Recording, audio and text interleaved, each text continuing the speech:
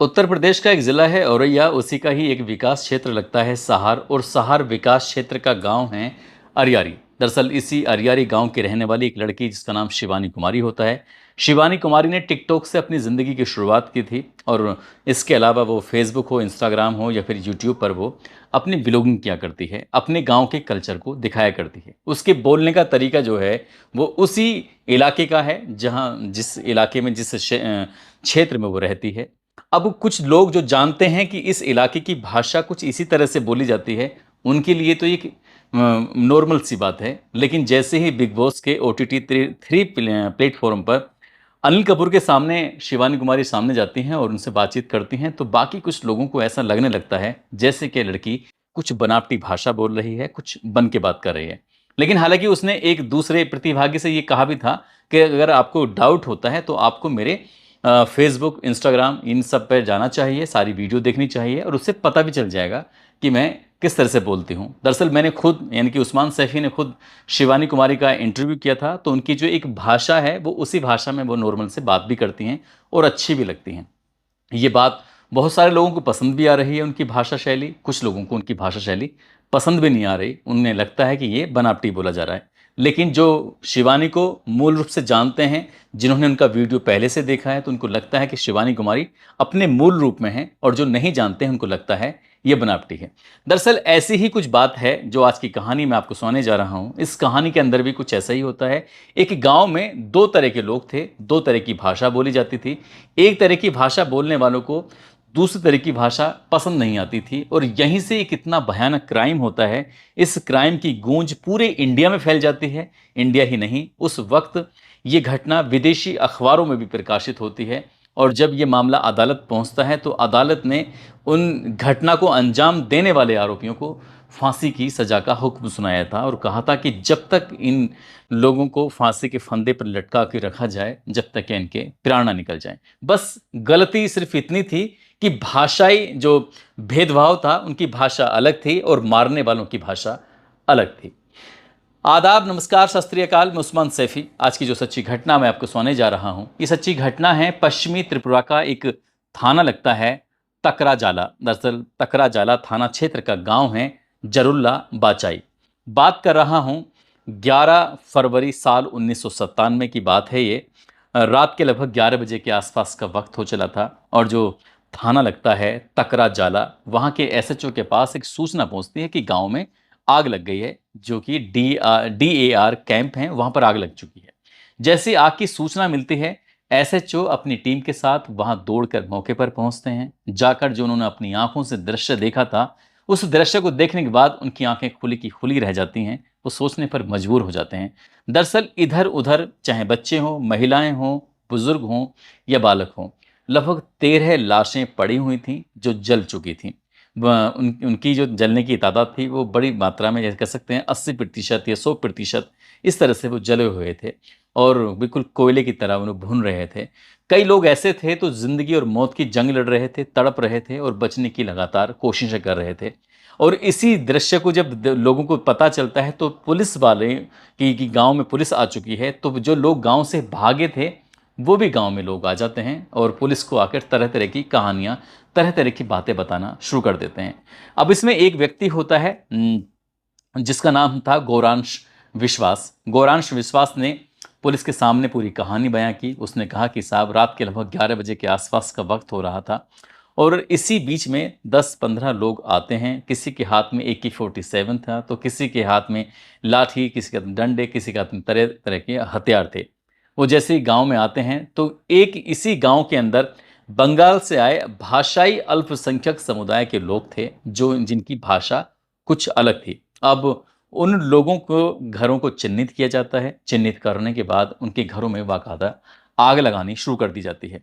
अब इसी बीच में जैसे आग लग रही थी, तो कुछ लोग आग की वजह से, घर में आग लग रही है और वहां से भागने की कोशिश कर रहे हैं, तो जो भागने वालों को तुरंत गोली से उड़ा दिया जा रहा था। लगातार गोलियां चल रही थीं या फिर घरों में आग लगाई जा रही थी। बस अब मौका था कि किसी की जिस तरह से जान बच सकती थी, अपनी जान बचाने की लगातार कोशिश कर रहे थे।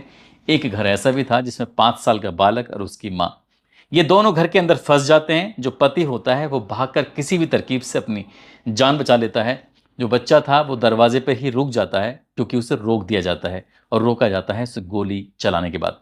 जैसे AK-47 से गोली चला जाती है वो बच्चा एक ही गोली में मर जाता है। उसकी माँ जो उसे बचाने के लिए आती है तो उसकी माँ भी मौके पर ही मारी जाती है। और इसी तरह से थोड़े बहुत नहीं 13 लोग जो ऑन द स्पॉट खत्म हो जाते हैं, मर जाते हैं। अब गांव में चीत्कार मच जाती है, चीख पुकार मच जाती है। बस गलती इतनी थी, पुलिस वालों ने पूछा कि आखिरकार तुम्हारी किसी से क्या दुश्मनी थी जो लोग तुम्हें मारने के लिए आए थे।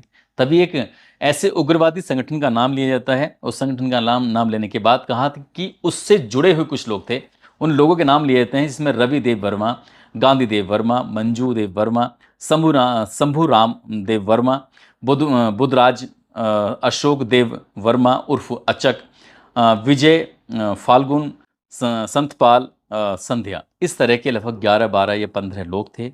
इनकी बात जब बताई जाती है, इनके खिलाफ फिर 12/1997 IPC की धारा 148, 149, 302, 326, 307, 436 और आर्म्स एक्ट की धाराओं में मुकदमा दर्ज कर लिया जाता है।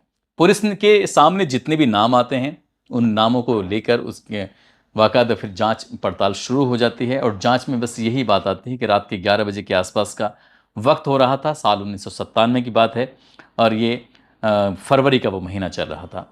तो जैसे ही लोग अपने अपने घरों में सो चुके थे और एक अचानक से बिल्कुल प्लानिंग के साथ एक कुछ लोगों का झुंड आता है। उस झुंड ने घरों को चिन्हित किया और उनमें आग लगाकर लोगों की हत्या करने का उनका इरादा था कि 35 परिवार हैं और 35 परिवार में जितने भी सदस्य रहते हैं किसी भी सदस्य को बख्शा ना जाए, क्योंकि ये जो बोलते हैं कि जो भाषा है वो हमारी भाषा से बिल्कुल अलग है। उन्हें लगता था जैसे क्या ये कहीं अलग से कहीं दूर दराज से आए हैं और ये हम इनको लोगों को हमारे बीच में रहने का कोई भी अधिकार नहीं है। बस इतना था, लोगों की हत्या हो जाती है। पुलिस मामले की जांच करती है। जितने भी घायल होते हैं, जितने भी मृतक होते हैं, सभी को जीबी हॉस्पिटल में भर्ती करा दिया जाता है। और अगले ही दिन ये 12 तारीख की बात है, 12 फरवरी 1997 में ये सूचना मिलती है कि अभी और 3 लोग मर चुके हैं, यानी कि कुल मिला के टोटल 16 लोगों की मौत हो जाती है। साथ ही 4-6 लोग थे जो गंभीर रूप से घायल थे। बाकी पुलिस ने जो अपनी रिपोर्ट लगाई थी उसमें बताया जाता है, दावा किया जा रहा था कि पुलिस ने सही इन्फॉर्मेशन नहीं दी थी, क्योंकि मरने वालों की संख्या भी ज़्यादा थी और घायलों की संख्या तो बहुत ही ज़्यादा थी। अब इस बात की जब रिपोर्ट लगने के बाद निचली अदालत में पहुंचती है, निचली अदालत में जब मामला पहुंचता है तो उसमें पहले 11 लोगों के खिलाफ चार्जशीट लगाई जाती है। 11 में से नहीं 11 लोगों के खिलाफ FIR दर्ज की जाती है। 11 में से 5 के खिलाफ चार्जशीट दाखिल की जाती है। और जब चार्जशीट दाखिल करने के बाद पक्ष और विपक्ष के दोनों ही वकील जब अपनी अपनी तरफ से जिरह करते हैं तो जिरह करने के बाद पता चलता है कि 5 में से 3 के खिलाफ कोई सबूत ही नहीं पाए गए, इसलिए 2 इसमें दोषी पाए जाते हैं। एक का नाम होता है अशोक देव वर्मा अचक और दूसरे का नाम होता है गांधी देव वर्मा। इन 2 के खिलाफ पूरे सबूत पाए जाते हैं। और जज साहब जब इस बात की सुनवाई करते हैं तो उनसे बस ये पूछा जा रहा था कि तुमने उन लोगों की हत्या क्यों की थी। हत्या के पीछे जो बात आती है सामने, वो हालांकि कह रहे थे कि हमें तो बेवजह फंसाया गया है, हमारा कोई इसमें दोष नहीं है, जानबूझकर हमारे नाम लिखवाए गए हैं, इस हत्याकांड को तो किसी और ने ही अंजाम दिया है। लेकिन पुलिस की जांच ये कहती थी यही लोग हैं। और इन लोगों का जो ताल्लुक था एक ऐसा संगठन जिसका नाम है national liberation front of Tripura, ये इस संगठन से ताल्लुक रखने वाले लोग थे। अब जज साहब ने पूरी कहानी सुनने के बाद, दोनों पक्षों की दलीलें सुनने के बाद फिर इन लोगों को फांसी की सज़ा का हुक्म सुनाया और कहा कि इन्हें तब तक फांसी के फंदे पर लटका कर रखा जाए जब तक क्या इनके प्राण न निकल जाएं। हालांकि इसे रेयर ऑफ द रेयर्स के केस में शामिल नहीं किया गया था, लेकिन जिस तरह की घटना थी, इस घटना ने पूरे इंडिया को हिला के रख दिया था। विदेशी मीडिया ने भी इस घटना को कवर किया था। जैसे कि अमेरिका में काले और गोरे का भेद होता है, ठीक वैसे ही यहाँ पर भाषा का भेद, ये बात किसी को पच नहीं रही थी, बड़ी अटपटी लग रही थी। लेकिन जब इस बात की गहराई में जाने की कोशिश की गई तो भाषा ही मेन मुख्य वजह सामने आई थी। अब मामला उच्च न्यायालय में पहुंचता है। जब मामला उच्च न्यायालय में पहुंचता है तो उच्च न्यायालय ने भी निचली अदालत के फैसले को बरकरार रखा। उन्होंने कहा कि जो भी फैसला दिया गया है और वैसा ही होना चाहिए, इन दोनों आरोपियों को फांसी की सजा ही दी जानी चाहिए। लेकिन उन दोनों आरोपियों ने फिर सुप्रीम कोर्ट में अपील करते हैं। सुप्रीम कोर्ट में अपील करने के बाद सबसे पहले तो उन्होंने अपने आप को बिल्कुल पूरी तरह से निर्दोष बताने की कोशिश की थी। उनका कि हमारा कोई दोष नहीं है। अगर उनका दोष नहीं था तो फिर पूरे गांव में आखिरकार किसने आग लगाई थी, किसने उन 16 लोगों की हत्या की थी, किसने दर्जन लोगों को गंभीर रूप से घायल कर दिया था और किसने लगातार अंधाधुंध कम से कम 1 घंटे तक गोलियां चलाई थी। इस बात का जवाब उनके पास नहीं था। उनका ये कहना था कि हम तो सिर्फ निर्दोष हैं। उन्होंने जब अप्लाई किया तो उसके बाद फिर सुप्रीम कोर्ट में मामला पहुंचता है। जज साहब कहते हैं कि इन लोगों को 20 साल आजीवन कारावास की सजा सुनाई जाती है, यानी कि यह अपनी सजा 20 साल में पूरी कंप्लीट कर सकते हैं। अब वो कब तक रहेंगे, कब तक नहीं रहेंगे, इसमें एक और बात सामने आ रही थी। जो अशोक देव वर्मा था उर्फ अचक, ये लगभग 15 सालों तक इस घटना को अंजाम देने के बाद गायब हो जाता है। आखिरकार पुलिस ने उसको गिरफ्तार भी कर लिया था और यही नहीं, जब वो गिरफ्तार भी किए गए थे, कोर्ट कचहरी के जब चक्कर लगते थे, तो इसी बीच में ये दोनों, एक का नाम गांधी देव वर्मा और दूसरा अशोक देव वर्मा उर्फ अचक, ये पुलिस को कुछ ऐसा बातों में उलझाते हैं और वहाँ से मौका पाते ही वहाँ से भाग जाते हैं। लेकिन पुलिस ने फिर से गिरफ्तार करती है और गिरफ्तार करने के बाद सलाखों के पीछे डाल देती है। दोस्तों, इस पूरे घटनाक्रम को सुनाने का उद्देश्य किसी को परेशान करना नहीं है, किसी का दिल दुखाना नहीं है, बल्कि आपको जागरूक करना है, आपको सचेत करना है। जिस तरह से मैंने कहानी की शुरुआत में बताया था कि बिग बॉस के OTT 3 प्लेटफॉर्म के अंदर एक लड़की जो कि उत्तर प्रदेश के ज़िला औरैया के अरियारी गांव से पहुंची है, उसके बोलने का जो तरीका है बाकी 15 जो प्रतिभागी हैं उनके बोलने के तरीके से बिल्कुल अलग है। ऐसा अब बाहर के जो लोग हैं, इन्फ्लुएंसर हैं या फिर वैसे जो वीडियो देखने वाले हैं, बड़ी संख्या में लग रहा है कि ये लड़की बनावटी भाषा में बात कर रही है और उससे बड़ी संख्या में लोग जानते हैं कि इसकी भाषा ही ऐसी है उस इलाके में, यानी कि जिस इलाके की ये रहने वाली है, जिस ज़िले की वो रहने वाली है, उस ज़िले में बोलते ही कुछ इस तरह से हैं, तो उनके लिए ये बात नॉर्मल लग रही है। लेकिन जो शिवानी कुमारी की वीडियो में जाकर देख रहे हैं, जो उसके गाँव के कल्चर को देखने की कोशिश कर रहे हैं, उन्हें यकीन हो रहा है। लेकिन किसी की भाषा अगर गलत है तो क्या उसकी हत्या कर दी जाएगी? बस यही सोचने वाली बात है। आज की इस घटनाक्रम को सुनाने का यही उद्देश्य था कि किसी भाषा के लिए हम किसी को गलत नहीं कर सकते और संविधान की यही सबसे बड़ी खूबसूरती है कि ये संविधान हमें कोई भी भाषा बोलने का अधिकार देता है। यही संविधान हमें किसी भी प्रदेश के किसी भी हिस्से में रहने का अधिकार देता है, हमें कोई भी किसी भी तरह की शिक्षा लेने का अधिकार देता है, हमें किसी भी धर्म को मानने का अधिकार देता है, हमें किसी भी जगह नौकरी करने का अधिकार देता है। इसलिए किसी पर भाषा को लेकर इस तरह की बातें नहीं करनी चाहिए, किसी पर भाषा को लेकर 15-16 लोगों का कत्ल नहीं करना चाहिए। दोस्तों, जाते जाते आज सिवान के रहने वाले हैं रंजन राज, आज इनका जन्मदिन है। रंजन राज, आज इनका शादी की सालगिरह है। इनको शादी की सालगिरह की बहुत बहुत शुभकामनाएं, बहुत बहुत मुबारकबाद।